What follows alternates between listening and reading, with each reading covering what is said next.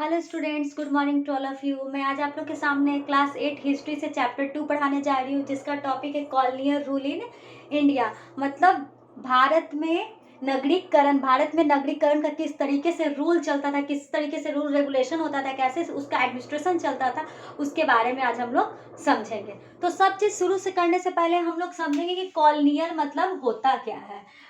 आप आज के समय में आप लोग तो जानते हो कि हम इस कॉलोनी में रहते हैं, हम ये कॉलोनी में रहते हैं, कंकड़बाग एक कॉलोनी है, राजेंद्र नगर एक कॉलोनी है। तो उस तरीके से कॉलोनियल का आविष्कार किसने किया, पहले तो हम उसके बारे में समझेंगे। ठीक है, कॉलोनियल मतलब होता है उपनिवेशक, या फिर उसको नगरीकरण भी बोल सकते हैं अगर सीधा मीनिंग में बोले। उपनिवेशक मतलब होता क्या है, मतलब जैसे आपको पता है कि भारत हमारा अत्यधिक मात्रा में एग्रीकल्चर पर डिपेंड है। ठीक है, तो यहाँ पर ट्रेड, एग्रीकल्चर का ट्रेड सबसे अत्यधिक मात्रा में होता था। यहाँ स्पाइसेस की खेती होती है, यहाँ सिल्क की, कॉटन की, आयरन की, मिनरल्स की, खाद्यान्न पदार्थ, जो भी आवश्यकता है, जो हमारे बेसिक कम्युनिटीज है, वो सारी चीज की खेती हमारे भारत में होती है।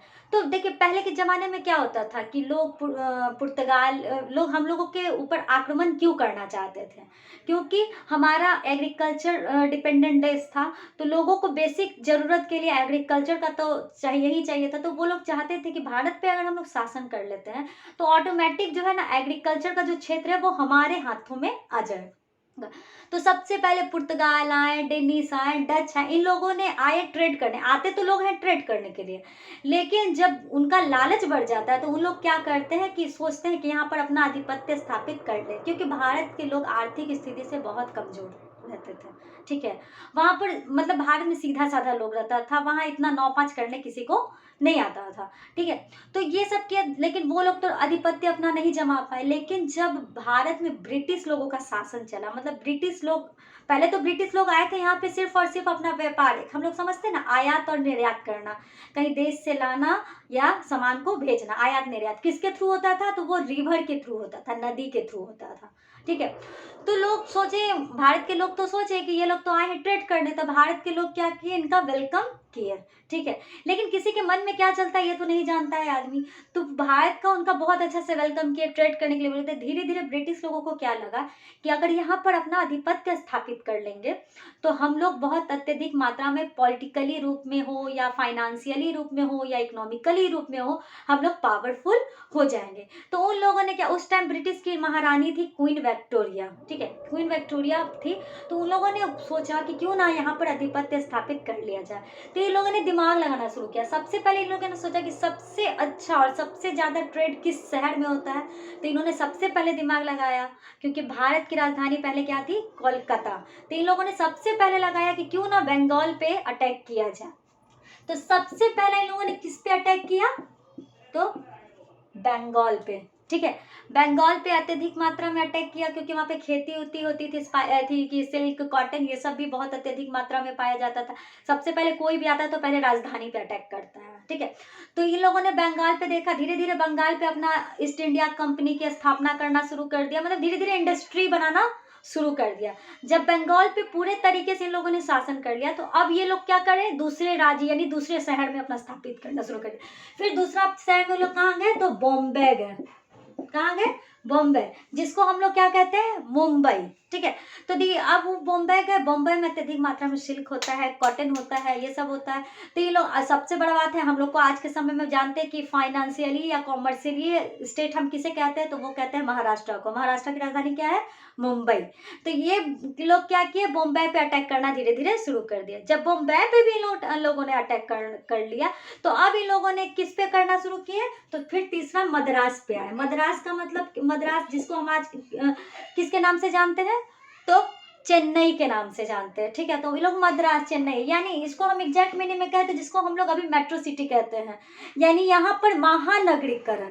ब्रिटिशों ने सबसे पहले इन्हीं तीनों शहर में अपना आधिपत्य स्थापित किया, और इस तीनों स्टेट का ही नाम इन लोगों ने क्या किया, कॉलोनी रखा। क्या रखा, कॉलोनी, जिससे कॉलोनी से कॉलोनियल हुआ।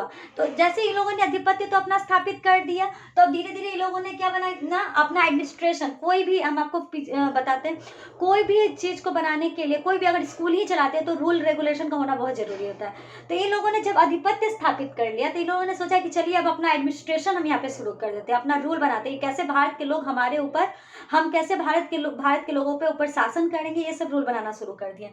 भारत के लोग क्या करते थे, भारत का आपको पता ही हो कि मेडिवल हिस्ट्री में ही एग्रीकल्चर की शुरुआत हो चुकी थी, ठीक है। तो भारत लोग का 80 से 90% लोग जो थे वो पूरे तरीके से एग्रीकल्चर पर डिपेंडेंट है। जब वो एग्रीकल्चर ही ब्रिटिश लोग अपने अंडर कर लिए तो भारत का लोग ऑटोमेटिक उनके अंडर में चला गया। भारत के लोग ये नहीं सोचते थे कि कैसे हम इंडस्ट्री में काम करेंगे या फिर कैसे अपना पैसा पूंजी बचाएंगे, वो उस टाइम ये सब सोचने के कगार पे नहीं थे। उनको 2 वक्त की रोटी मिल जाए उस चीज से, बस उनके लिए वही बहुत था, उनका घर परिवार चल जाए उनके लिए वही बहुत था। लेकिन ब्रिटिश लोगों ने जब अपना आक्रमण कर दिया, अपना आधिपत्य स्थापित कर दिया, तो उनके लिए एक रोटी का भी मोहताज हो गया। जबकि पूरे तरीके से मेहनत करना, सब कुछ करना ये सब भारत के लोग करते थे, लेकिन ब्रिटिश लोग इन पर अटैक करना शुरू कर, धीरे धीरे शासन करना, इतना तुच्छ दृष्टि से भारत के लोगों को ये देखने लगे थे, जबकि उनका जीवन पूंजी का आधार भारत ही था। लेकिन इतना हीन दृष्टि से देखने लगे, अगर कोई अच्छा काम नहीं करे तो उसको लात मार कर निकालना, कोई गोरा हो गोरा लोगों को काम देना, काला लोगों को एकदम काने, मतलब रूप रंग भेदभाव सब चीज इन ब्रिटिश लोगों के सामने था। इस तरीके से धीरे धीरे उन्होंने कॉलोनी का आविष्कार किया। उन लोगों ने सोचा कि भारत, पहले तो भारत को सोने की चिड़िया कहा जाता था, तो उन लोगों के दिमाग में आया कि अगर ये सोने चिड़िया अपने अंडर में कर लिया जाए तो हम लोग पॉलिटिकली, इकोनॉमिकली, फाइनेंशियली बहुत अत्यधिक मात्रा में क्या हो जाएंगे, मजबूत हो जाएंगे। तो ब्रिटिश लोग इतने ज्यादा शातिर दिमाग के थे कि उन्होंने धीरे धीरे क्या कर दिया, शासन शुरू कर दिया, और लगभग 1 शतक तक यानी 100 साल तक हमारे ऊपर उन्होंने शासन किया। उन्होंने किसानों पर ऐसा शासन किया, ऐसा मतलब हीन दृष्टि से या इतना मेहनत करवा के भी उनको ऐसा कर दिया कि आज तक हमारा किसान उतना अत्यधिक मात्रा में डेवलप नहीं किया।